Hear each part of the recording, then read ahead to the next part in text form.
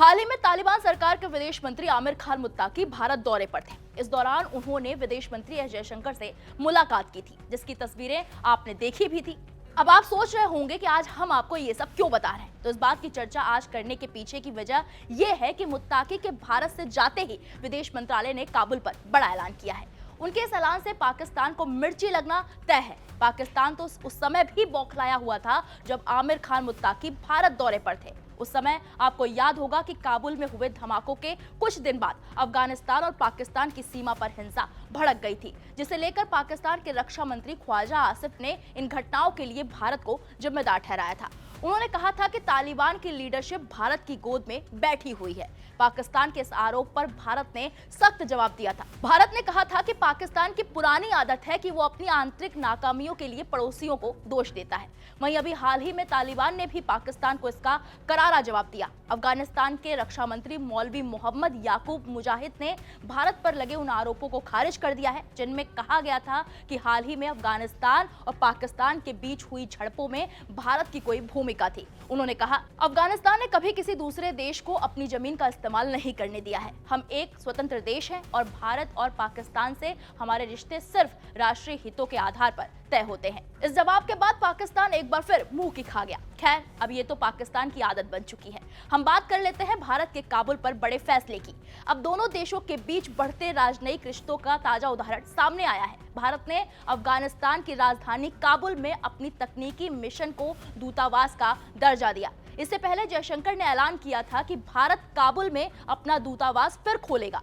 अफगानिस्तान में भारतीय दूतावास के खोले जाने पर विदेश मंत्रालय का बयान सामने आया है। विदेश मंत्रालय ने कहा, ये दूतावास अफगानिस्तान के समग्र विकास, मानवीय सहायता और क्षमता निर्माण में भारत की भूमिका को और मजबूत करेगा। दूतावास का नेतृत्व एक वरिष्ठ राजनयिक करेंगे, जिन्हें चार्ज डी अफेयर्स के रूप में नियुक्त किया जाएगा।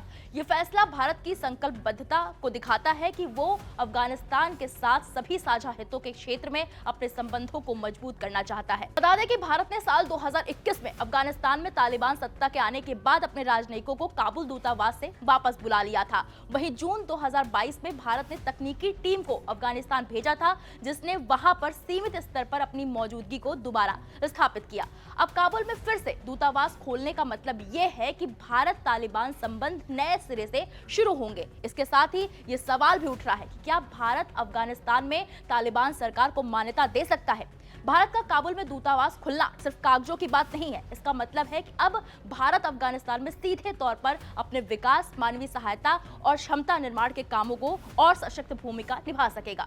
दूतावास के जरिए भारत अफगान समाज की प्राथमिकताओं के हिसाब से मदद कर सकेगा और वहां स्थायी राजनीतिक और आर्थिक संपर्क बनाएगा।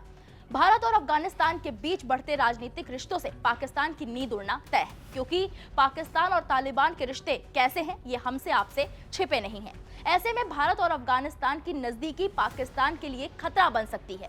तालिबान का भारत के साथ नजदीकी बढ़ाना इस्लामाबाद के लिए एक रणनीतिक झटका है, क्योंकि पाकिस्तान तालिबान को अपने प्रभाव क्षेत्र में मानता रहा है।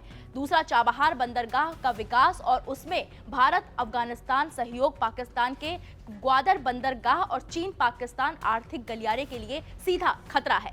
पाकिस्तान कभी नहीं चाहता कि भारत और अफगानिस्तान के रिश्ते मजबूत हों। फिलहाल भारत ने काबुल पर जो फैसला लिया है, उस पर आपकी क्या राय है, हमें कमेंट बॉक्स में जाकर जरूर बताएं।